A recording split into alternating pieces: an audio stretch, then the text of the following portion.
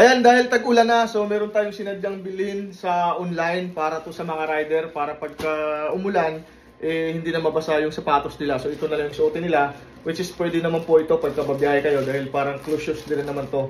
So preskong suotin at napakalambot, napakaganda ng quality. Napakamura lang nito kung sakaling hindi man ikaw yung maswerteng mabigyan ko at gusto kailangan mo to. Pwede mo rin bilhin to sa online, andyan yung yellow basket sa baba, i-click mo lang para maka-order ka na. At napakamura lang, sigurado ako isang biyahe mo lang to dahil nasa 200 mahigit lang to.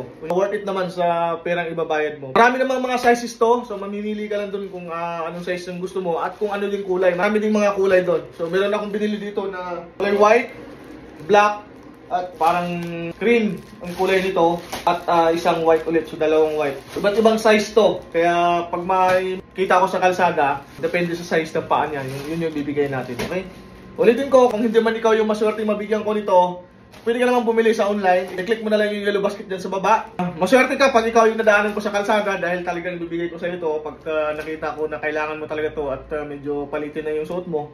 Ito na yung gamitin mo, ibibigay ko sa iyo. Mas maganda naka-follow kayo para updated kayo kung saan ako pupunta at kung saan tayo mamimigay, okay? Yun lang po, maraming salamat at ingat po kayo lagi sa biyahe mga idolo.